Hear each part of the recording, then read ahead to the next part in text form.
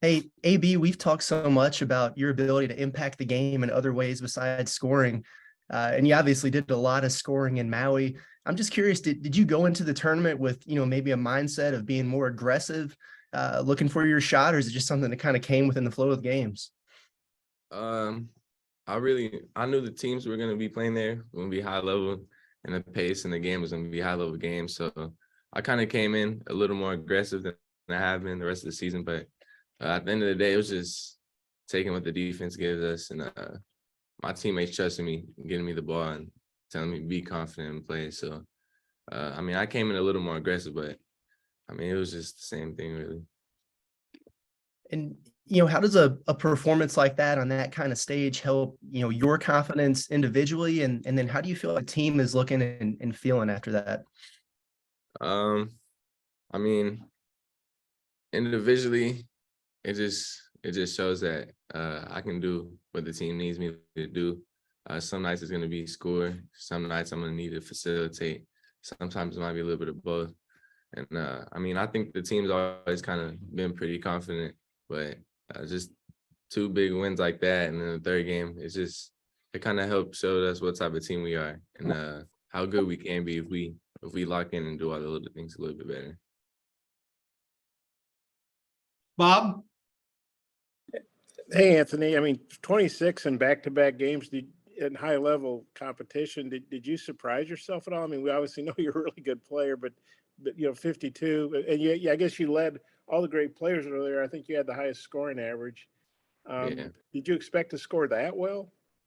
Um, I just come into the game trying to do what the team needs to do. So throughout the flow of the game, I kind of figure out what they need me to do. So I was just getting good looks. Teammates are setting me up, and I didn't really surprise myself. I kind of know like whenever the team needs me to score, I'm gonna score and be aggressive in those big games. So it wasn't really a surprise. It was more just my teammates trusting in me and just helping me get easy looks. Well, one basket you didn't hit was that one at the end of regulation, and Kamani said on the radio that he told you guys, "Hey, take the shot with a little bit of time left. Give me a chance to get in there." What'd you think of that play he made? And was that in the back of your mind? If I miss this, Kamani might stick it back. It was game saving play, uh, big play. He hadn't really played a lot the whole tournament, but he kept a good mindset and came in and made a huge play. So, going to the rim, Kamani in the game, it's kind of a little bit of a safety valve because, if there's time, he could possibly get the rebound. So, shot went up.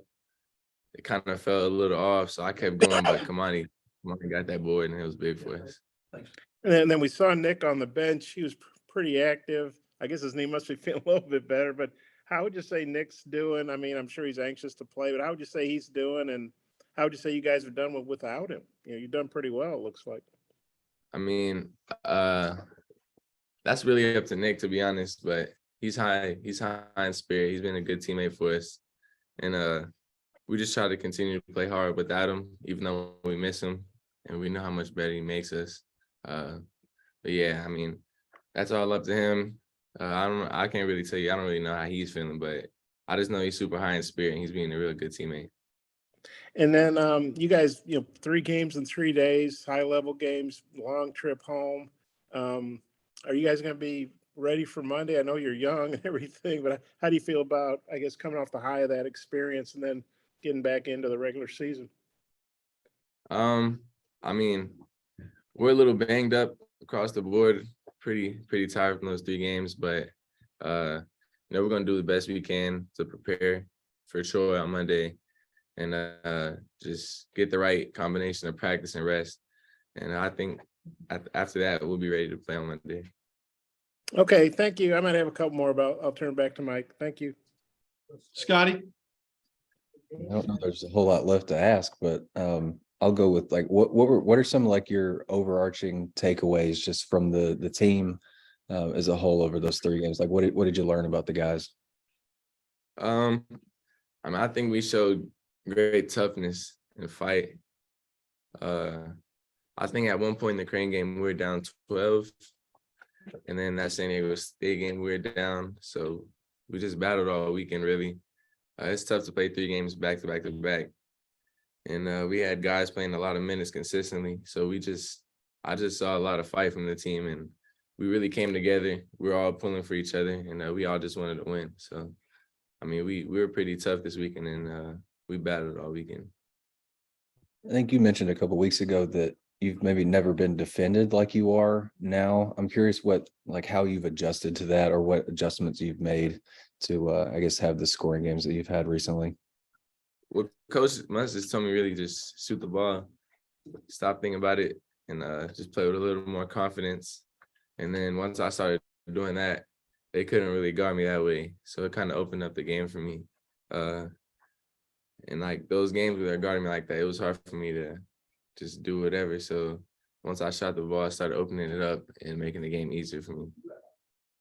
Last thing, I think Trevin got in some foul trouble in that first game, probably pretty frustrating.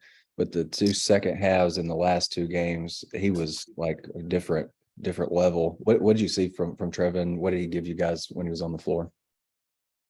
Just what we know he can do. Shot the ball well, blocked shots at a pretty high level. Rebounded, defended, despite being in foul trouble. I mean, he's a special talent. He just showed that this weekend. I think if he would have stayed out of foul trouble, his numbers would have been a little bit higher than they even were. But we really just saw the Trevin we know, and he really just rose to the occasion in the big games. Any other questions for Anthony? Yeah, I had one more if it's okay. We saw Ricky, I guess, Wednesday night. He was 0 for 7, missed a dunk. You're thinking, man, he played 40 minutes last night. He doesn't have his legs. He's spent.